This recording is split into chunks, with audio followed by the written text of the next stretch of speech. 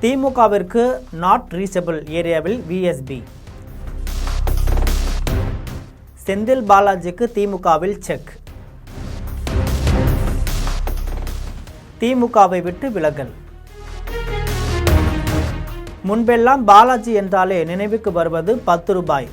இப்போது அது மாறி அந்த காலம் அது பாலாஜிக்கோ, இந்த காலம் இதுவும் நம் பாலாஜிக்கோ. இந்த வரிகளுக்கு ஏற்ப இனி செந்தில் பாலாஜி, குதிரை பேரம் பாலாஜி என்று பல அரசியல் தலைவர்களாலும் அழைக்கப்படுறாங்க. அந்த அழைப்பினால அந்த அமைப்பின் திமுக குழு தலைவரே விருந்துக்கு அழைத்து உபசரிப்பதில்லையாம். இதனால ஆத்திரமடைந்த செந்தில் பாலாஜி திமுக தலைவர் திமுகவிலிருந்து தன்னை தானே ஓரம் கட்டி வரும் செய்தியை நம் ஜெம் தொலைக்காட்சி மூலம் பார்க்கலாம்.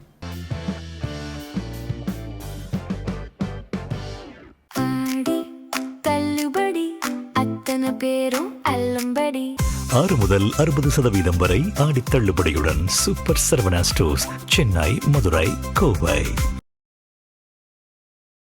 குதிரை பேர வழக்கில் திமுக தனக்கு எந்த உதவியும் செய்யவில்லை என்பதால சென்னையில் இருந்தாலும் முன்னாள் முதல்வர் ஸ்டாலின், உதயநிதி ஸ்டாலின் ஆகியோரை செந்தில் பாலாஜி சந்திப்பதே இல்லை என்ற ஒரு அதிர்ச்சி தகவல் பரவி வருது. இது உண்மையா என்பதை கண்டறியலாம். அதிமுகவில் பயணித்து வந்த செந்தில் பாலாஜி சசிகலா குடும்பத்தினருடன் ஏற்பட்ட பழக்கத்தால முன்னாள் முதல்வர் ஜெயலலிதாவிற்கு அறிமுகமானார். அவரது ஆட்சியில் மிகப்பெரிய துறையான போக்குவரத்து துறை அவருக்கு வழங்கப்பட்டது. போக்குவரத்து துறையில் வேலை வாங்கி தருவதாக கூறி செந்தில் பாலாஜி பண மோசடி செய்ததாக அவர் மீது அமலாக்கத்துறையில் வழக்கு இருக்கு. இது தொடர்பாக எதிர்க்கட்சி தலைவராக இருந்த ஸ்டாலின், எடப்பாடி பழனிசாமி ஆட்சியின் போது செந்தில் பாலாஜி மீது புகார் அளித்திருந்தார். இந்த நிலையில் செந்தில் பாலாஜி திடீரென திமுகவில் இணைந்த நிலையில் அந்த வழக்கு திமுக கண்டுகொள்ளவே இல்லை. இதை அதிமுக, பாஜக, நாதக உள்ளிட்ட கட்சிகள் கண்டித்திருந்தன. திமுகவில் இணைந்த பிறகு கடந்த 2021ஆம் ஆண்டு நடந்த சட்டசபை தேர்தலில் திமுக ஆட்சியை பிடித்த போது செந்தில் பாலாஜிக்கு அமைச்சர் பதவி கொடுக்கப்பட்டது. இந்த நிலையில் அமலாக்கத்துறை வழக்கு செந்தில் பாலாஜியை துரத்தி ஓராண்டுக்கு மேல் அவர் சிறையில் இருக்க வைத்தது. இதையடுத்து அவரது இலாக்கா பறிக்கப்பட்டு அமைச்சர் பதவி இல்லாமல் இருந்து வந்தார். ஜாமீன் கிடைத்து வெளியே வந்த அடுத்த நாளே அவர் அமைச்சரவையில் இணைக்கப்பட்டார். அந்த அளவுக்கு திமுகவிற்கு நெருக்கமானவர். தற்பொழுது ஆட்சி மாற்றம் ஏற்பட்டுள்ள நிலையில் காலை சுற்றிய பாம்பு கடிக்காமல் விடாது என்பதை போல டாஸ்மாக் மதுபான கொள்முதல் முறைகேடு, தாவேக ஆட்சியை கவிழ்க்க குதிரை பேர வழக்கு என அடுத்தடுத்து செந்தில் பாலாஜியின் தலைக்கு மேல் கத்தி தொங்குகிறது. இந்த நிலையில தான் திமுகவிற்கும் செந்தில் பாலாஜிக்கும் விரிசல் ஏற்பட்டுள்ளதாக சொல்லப்படுது. அவர் சென்னையில் இருந்தாலும் மு.க. ஸ்டாலினையோ உதயநிதியோ சந்திப்பதே இல்லை என்கிறார்கள். மேலும் சட்டசபையில் கூட அவர் சீனியர்களுடன் பேசுவதில்லை என்கிறார்கள்.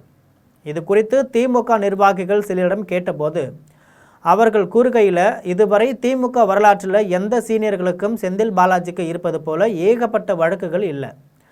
இருந்தாலும் செந்தில் பாலாஜிக்கு திமுக தலைமை அதிக முக்கியத்துவம் கொடுத்து வருது. எனவே அவரை திமுக தலைமை கண்டுகொள்ளவில்லைன்னு சொல்வதை ஏற்க முடியாது. மேலும் கரூர், கோவை, மேற்கு மாவட்டங்களில் திமுகவின் வாக்கு வங்கியை பலப்படுத்தியதில் செந்தில் பாலாஜியின் பங்கு அதிகம்.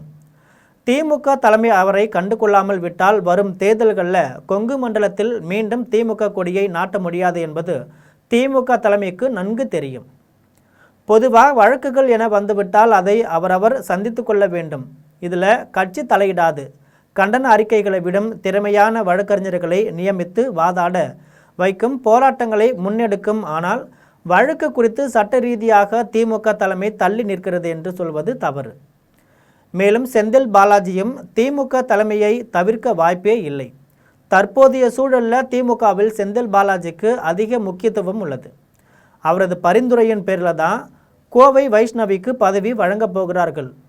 அப்படி இருக்கும் நிலையில் யாராவது கட்சி தலைமையுடன் முறைத்து கொள்வார்களா? எம்எல்ஏவாக இருக்கும் செந்தில் பாலாஜி கட்சிக்கு எதிராக செயல்பட்டால் அவரது எம்எல்ஏ பதவி பறிபோகும் என்பது அவருக்கு நன்கு தெரியும். அப்படி இருக்கும் சூழலில் தனது வழக்குகளுக்காக செந்தில் பாலாஜி பாஜகவுடன் நெருக்கம் காட்டுகிறார்னு சொல்வது முரணானது.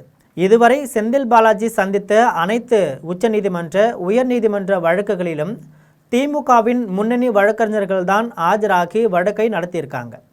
இப்படி சட்ட ரீதியாக திமுகவில் கிடைக்கும் உதவியை விட்டுவிட்டு செந்தில் பாலாஜி தனித்து செயல்பட்டால் அவர் மேலும் சிக்கலை சந்திப்பார்னு திமுக நிர்வாகிகள் தெரிவிச்சிருக்காங்க.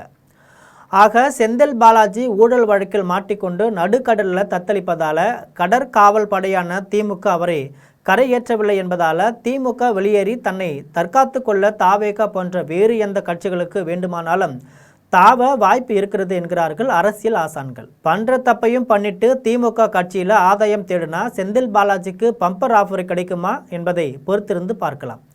செந்தில் பாலாஜி போன்ற ஊழலில் ஈடுபடும் ஊதாரிகளுக்கான உரிய கதை மட்டுமல்ல, சந்து முதல் பொந்து வரை எவன் ஊழலில் ஈடுபட்டாலும் சட்டத்தின் முன் அனைவரும் சமம் என நிரூபிக்கட்டும். உண்மை செய்திகளை மட்டும் வழங்கும் ஜெம் தொலைக்காட்சியுடன் எப்பொழுதும் இணைப்பில் இருங்கள். நன்றி, வணக்கம்.